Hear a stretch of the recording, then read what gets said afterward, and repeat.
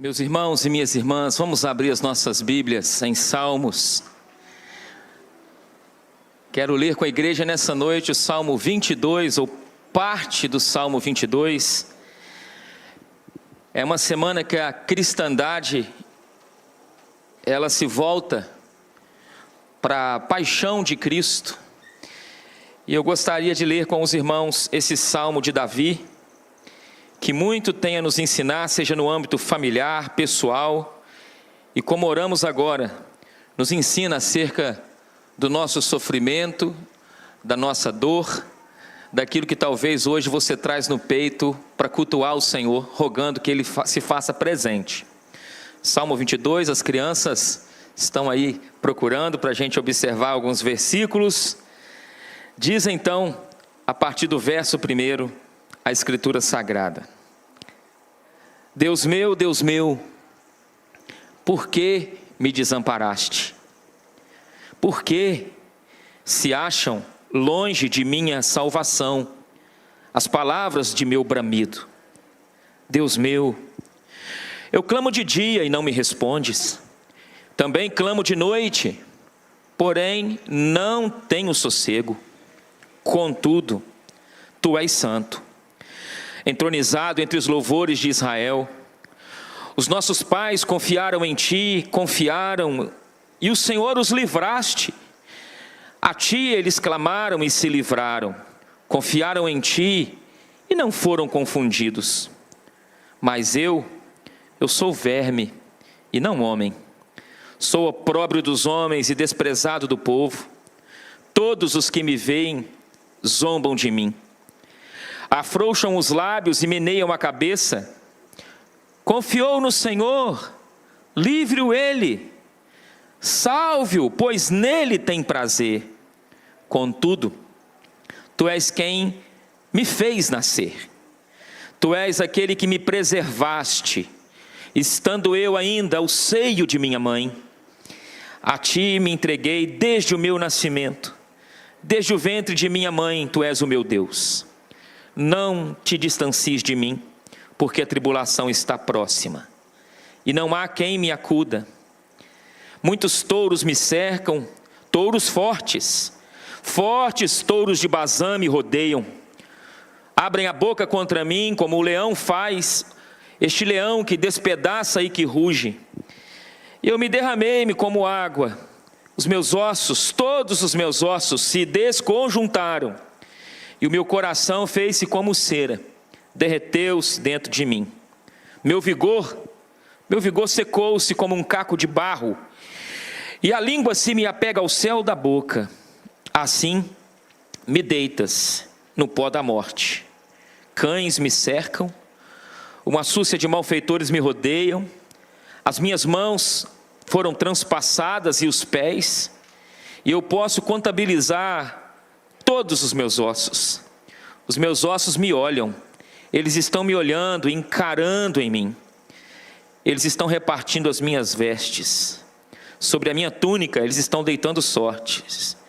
Tu, porém, Senhor, não te afastes de mim, força minha, apressa-te em socorrer. Somente até aqui, fique com a sua Bíblia aberta.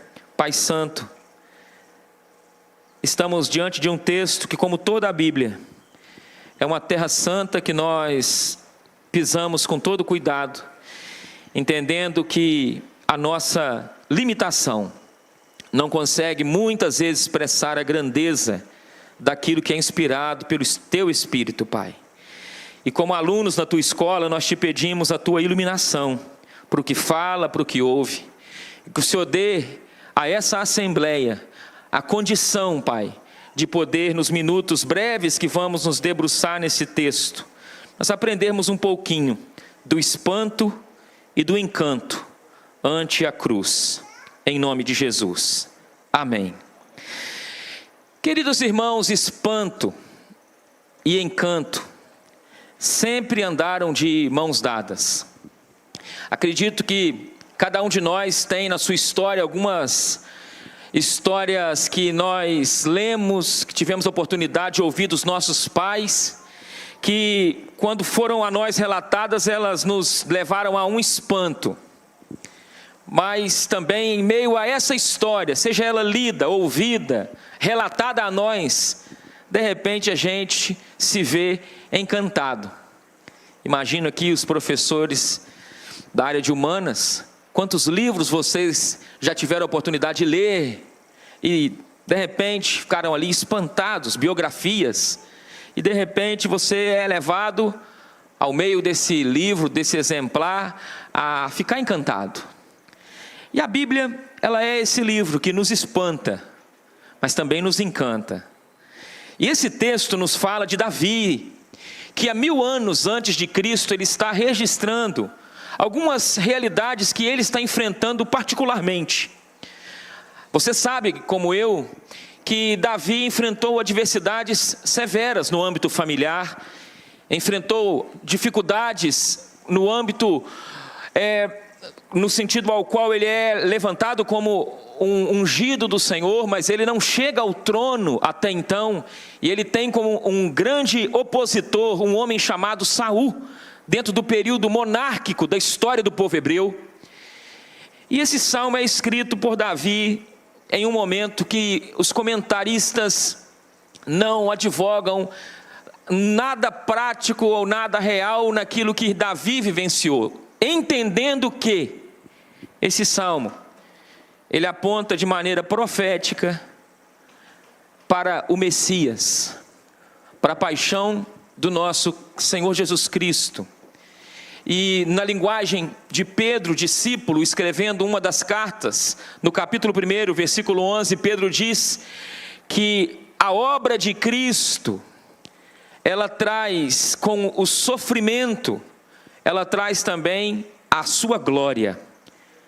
Martinho Lutero, em seu tempo, muito bem foi agraciado pelo Espírito Santo com essa percepção, ao qual ele, entendendo-se da obra da cruz, ele relata que a cruz, ela tem a sua glória.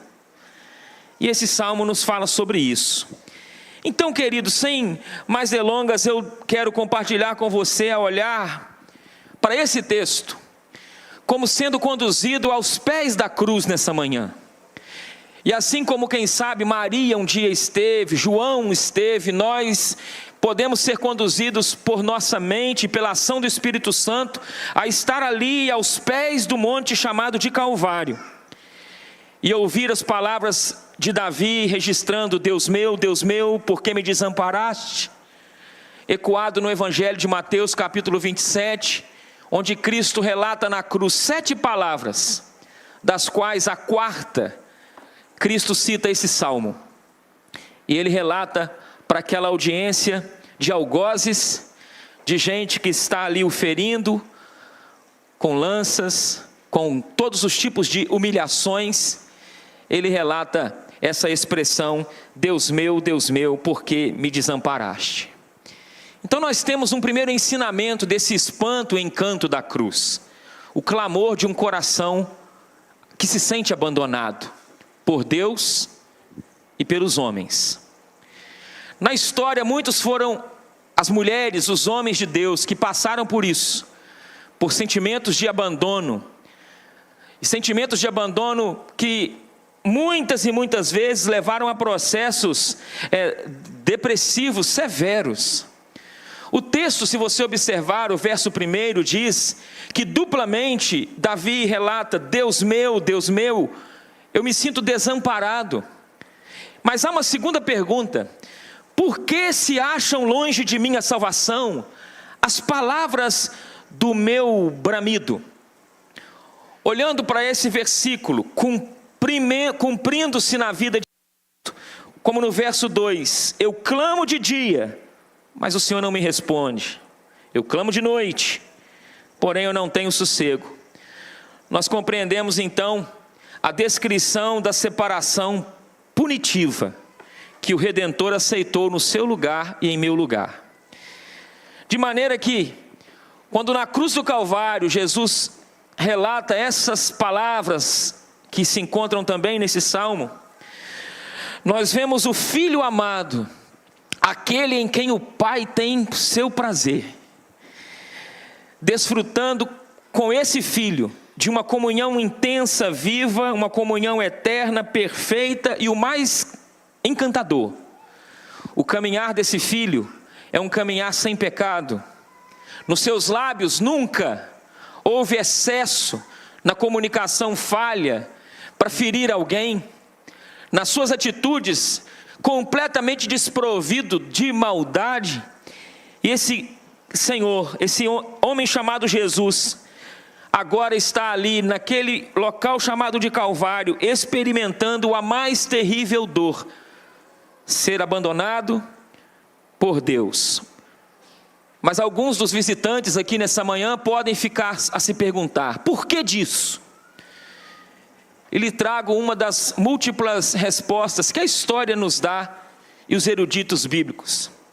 Porque Deus, na sua santidade, na sua justiça, desde aquilo ocorrido no Éden, Ele precisava punir o pecado. E aquele que, embora não tivesse pecado de maneira pessoal, levou sobre si os nossos pecados. Em outras palavras, numa linguagem de Paulo, o Senhor Jesus ali estava sendo feito pecado por nós. O Senhor Jesus ali estava assumindo a responsabilidade de sofrer a penalidade das nossas iniquidades. O castigo que traz a paz estava sobre ele. E numa forma prática, Ele diz ao nosso coração nessa manhã que Deus, por amor de você, Deus, por amor de nós, lançou a iniquidade de todos nós, presentes aqui, de todos aqueles que vão nascer, de todos aqueles que já dormiram no Senhor, a iniquidade de todos nós. E Ele sente esse abandono para que pudéssemos nele ser aceitos. Abrindo um parênteses, por isso você ora em nome de Jesus. Por isso você, ao terminar uma oração, você verbaliza em nome de Cristo.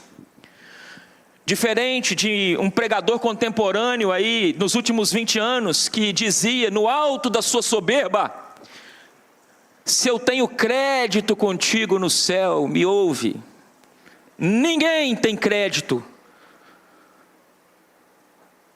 Nós temos, meus irmãos, débitos, mas esse débito escondido na cruz de Cristo foi pago, de maneira que Deus, por amor de nós, Ele lança sobre Ele a iniquidade, e aquele silêncio dos céus ao clamor do Filho foi em seu benefício. Mas o salmista registra, veja o versículo 3, a fidelidade de Deus no passado.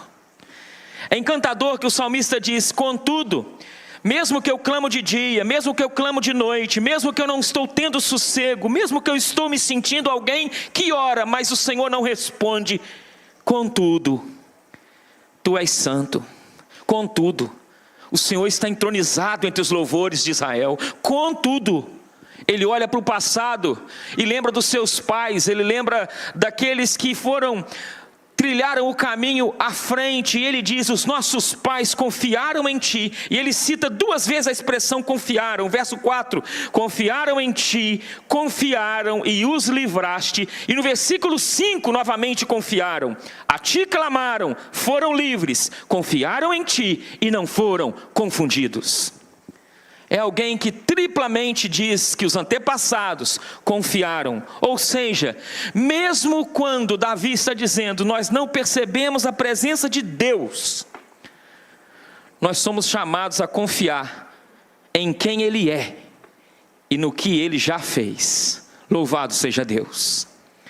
A nossa confissão de fé, a confissão de fé de Westminster, ela fala algo que talvez nessa manhã algum irmão ou algum irmão precisa ouvir.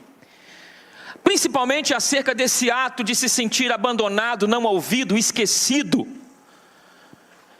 E de repente pode-se pensar: onde está Deus? Estou me sentindo como Davi nesse tempo.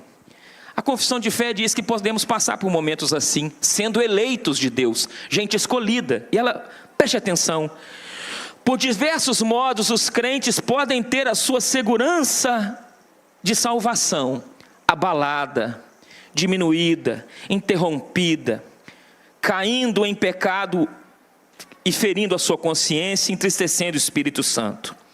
E diz a confissão: Deus retira a luz do seu rosto, o brilho do seu rosto, e permite que por um momento esse filho, essa filha ande em trevas e não tenha luz, não tenha iluminação.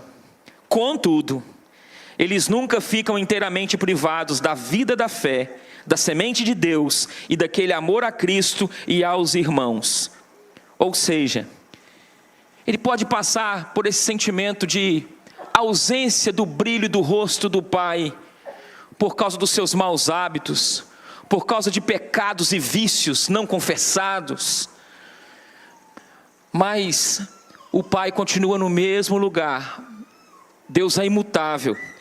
De maneira que a confissão termina dizendo: dessas bênçãos depende a certeza da salvação, porque no tempo próprio o Espírito Santo restaura, e por meio delas ele pode suportar para não desesperar absolutamente. Louvado seja Deus. Guarde então esses versos que diz sobre um clamor de um coração abandonado. Mas há um segundo ponto.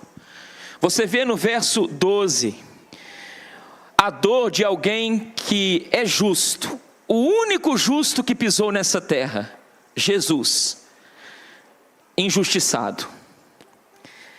Diz o versículo de número 12 que ele relata: Davi, touros me cercam, touros de Bazã. O que é isso? Bazã é uma área de pastagem à fronteira do Mar da Galileia, famosíssima no tempo de Cristo, por produzir touros selvagens, touros bravos.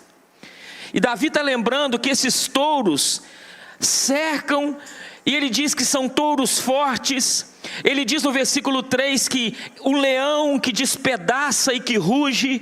Ele fala também no versículo de número 21 acerca de leão. No verso 21 ele fala de búfalos. E no verso 16 e 20 ele fala de cães raivosos. Búfalos, leões, cães e touros de Bazã. Que figura que Davi traz para falar sobre aqueles que são seus algozes, naquele momento onde o Espírito Santo o inspira. Mas o tempo passou. Jesus Cristo veio de uma virgem chamada Maria, 30 anos vivendo a vida comum. Ministerialmente, aos 30 inicia esse ministério, e esse ministério é marcado por muitas e muitas adversidades. Jesus entende e cumpre-se na vida de Cristo, meus irmãos, o único justo que pisou nessa terra. E o versículo vai nos mostrar que no tempo de Jesus, o que seriam esses touros, esses leões, esses cães raivosos? Eu leio com você, quando Jesus, a partir do verso 16, diz assim, Davi diz no verso 16: cães me cercam e malfeitores me rodeiam, as minhas mãos e pés foram transpassados. A cruz, o meu Cristo e o seu Cristo, nosso Senhor Jesus, na cruz, pés e mãos feridos. A Escritura Sagrada nos diz que alguns passavam e debochavam dele. Se salvou os outros, salva a ti mesmo. A Escritura vai nos mostrando essa realidade de partilhar as suas vestes, versículo 18, as vestes são repartidas e sobre a túnica deitam sortes. A Escritura diz que o coração dele está dilacerado, verso 14, olha só, o meu coração ficou como a cera, derretido. Fala de sede, versículo 15, o meu vigor se secou como um caco de barro, a língua me pegou ao céu da boca, e eu sou deitado no pó e no pó da morte. Verso 17, diante dos ossos expostos no seu corpo, diz a Sagrada Escritura que ele pode contabilizar todos os meus ossos, eles me olham, esses ossos estão encarando em mim. De maneira que tudo isso para atacar um cordeiro manso e humilde. um búfalo, um cão raivoso, fortes touros de Bazã, para tentar barrar um cordeiro manso e humilde. Depravação humana, gentios e judeus unidos na maldade. Queria muito pensar que isso foi na história, mas ainda continua. Esses mesmos inimigos, irmãos amados, que tentam parar a igreja de Cristo, essa igreja que a sua mensagem é paz, a sua mensagem é a mensagem do Cordeiro, é a mensagem do perdão, é a mensagem da reconciliação. Os mesmos inimigos, com os mesmos intentos, mas diferente. A obra de Cristo foi uma obra vitoriosa, de maneira que essa obra, como a gente já aqui tem expressado, numa canção do Marcos Salles, estamos de pé, que nada pode parar a igreja que depende de Cristo, a igreja que é lavada e remida no sangue de Jesus, a igreja que sabe que a cruz do Calvário não foi derrota, mas a cruz do Calvário ela tem o seu espanto, mas a partir de agora, eu quero terminar mostrando para você o encanto da cruz. Porque no versículo 19, há uma oração. Tu, porém, não te afastes de mim, força minha, apressa-te em socorrer-me, eu preciso do seu socorro. Diante dessa fala, há uma nota que eu quero considerar, principalmente dessa oração do verso 19, não te afastes de mim, tu és a minha força, apressa em socorrer-me. Verso 20, livra minha alma da espada e das presas do cão a minha vida. Mas quando chega no verso 22, você vê a vitória do Cristo agora sendo claramente mostrado no Salmo. Cristo vence, e aos meus irmãos eu vou declarar o teu nome, vou cantar louvores no meio da congregação. Verso 23, vocês que temem o Senhor devem louvá-lo, glorificá-lo. Vocês que são descendência de Jacó, reverenciai-o. Vocês que serão a posteridade de Israel. Ou seja, se nós então vemos que o clamor de um coração abandonado tem a nos ensinar, a dor do justo, injustiçado tem a nos ensinar, também a gente aprende que a virada daquilo que eu chamo da virada da fé tem a nos ensinar, porque a partir do verso 22, tudo muda. E olha que interessante, o último versículo desse salmo fala de algo que passa desapercebido. Observe comigo o verso 31. Nós que estamos em missão e que somos uma igreja missionária por misericórdia, diz o verso 31 assim: hão de vir anunciar a justiça de quem? A justiça dele. Anunciar, proclamar, ministrar a justiça dele. Ao povo que há de nascer, contarão que foi ele quem o fez. Que em outras palavras, foi ele quem o fez, e se nós estamos aos pés da cruz e olhamos para essa cruz, onde essas palavras são ditas, nós estamos diante daquela palavra onde Cristo diz, tetelestai, está consumado. Porque foi ele quem fez, foi ele quem venceu. De maneira que no versículo 22, quando diz, anunciarei aos meus irmãos, eu vou declarar o teu nome. É o Cristo ressuscitado fazendo isso, anunciando a vitória e nos chamando de irmãos. E concluindo esse salmo, Davi está declarando que a justiça vai ser proclamada a um povo que ainda não existe, 1000 anos antes, irmãos. Mas há um povo que vai nascer, e esse povo vai contar que foi ele quem fez. De maneira que eu não sei nessa manhã se você está vivendo realidades do Salmo 22, 3 delas, por exemplo, alguma dor, silêncio, abandonado, mas quem sabe Deus está escrevendo a segunda parte da história, que termina com louvor, termina com ressurreição, termina com aquilo que a gente cantou ao início: Ele está exaltado, e por estar exaltado, Ele tem governado a sua igreja, de maneira que Ele é o Deus que vê, Ele é o Deus que ouve, e que no tempo certo Ele transforma cruz em coroa, e Ele transforma lamento em louvor, e Ele continua transformando desespero em testemunho. Houve uma mulher na história da igreja, uma vovozinha do século passado, Corrie ten Boom. Alguém já ouviu falar nessa mulher? Irmão Francisco. Holandesa. E essa holandesa, filha de pais cristãos piedosos, ela viveu durante a Segunda Guerra Mundial.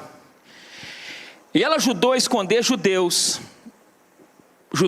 por causa da perseguição nazista. Só que no meio dessa ajuda, no transcorrer dos meses, se na tela está a nossa irmã, no transcorrer dos meses, essa mulher, juntamente com a sua família, foi traída, em meio à ajuda, fazendo coisa boa. E por ser traída, ela foi conduzida para o campo de concentração de Ravensbrück, um dos mais cruéis da Alemanha nazista. E ela falou do Salmo 22, na sua biografia. E ela é interessante que ela diz assim na sua biografia: eu vi a minha irmã maltratada, eu vi a minha irmã Brutze morrer dolorosamente no campo. Ali nós sofremos muita fome, humilhações e frio, mas em certo momento nós fomos conduzidas a escrever um diário. E ela confessa: eu senti que Deus me esqueceu, Deus me deixou. Aquele inferno, Deus não estava presente, mas algo mudou. E ela então relata que ela ouviu da irmã: minha irmã, não tem lugar tão escuro que o amor de Deus não possa alcançar. Diga para o seu coração nessa manhã: não tem lugar tão escuro que o amor de Deus não possa alcançar com a sua luz. E veja, ali no campo de concentração, uma Bíblia, começaram a fazer estudos bíblicos escondidos. E em meio a esses estudos bíblicos secretos, à noite, uma pequena Bíblia escondida, a palavra de Deus começou a transformar corações.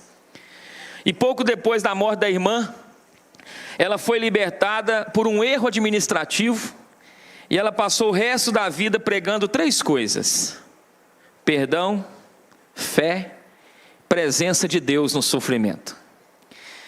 Mas o que me marca quando li esse salmo e ela registra no seu diário é o que ela diz: eu nunca entendi o Salmo 22 tão profundamente quando eu entrei naquele chão frio, onde eu vi Deus claramente, mesmo em silêncio. Há momentos, igreja querida, que parece que o nosso Deus que fala está em silêncio, mas não, Ele está presente. Lembra que Deus está, assim como fez com Corrie, assim como fez com Davi, assim como fez com Cristo, que mesmo na cruz canta salmos. Se você puder guardar algo dessa exposição nessa manhã, para a sua semana, lembre: a cruz de Cristo nos ensina a cantar salmos, a orar salmos. A cruz de Cristo, que é a nossa realidade também de cruz no discipulado, nos faz pensar que Ele não está ausente no sofrimento, Ele conhece a nossa dor, e que o sofrimento nosso, a adversidade, pode ser um lugar de testemunho, como Jesus testemunhou: Deus meu, por que me desamparaste? O seu momento hoje, amanhã, pode o Senhor usar como um grande testemunho, como fez com Corrie ten Boom. Vamos orar? Pai querido, obrigado pela Tua santa e inerrante palavra. Obrigado pela obra da cruz. Obrigado pelo encanto, ó Deus, e pelo espanto. Livra os nossos corações de qualquer tipo de endurecimento. Livra-nos do andar no automático e de esquecermos da simplicidade do Evangelho. E nos ajude a todos os dias a agradecer pela obra que Cristo realizou no Calvário, que mesmo diante de forte perseguição e todos os níveis de luta, de humilhação, externas e internas, com toda certeza, Ele, como aquele cordeiro manso, humilde de coração, diante da maldade dos homens, representada também pela nossa natureza adâmica, Ele foi mais do que vencedor. E nós nos apoiamos na vitória dele para prosseguir. Em nome do Pai, do Filho e do Espírito Santo. Amém.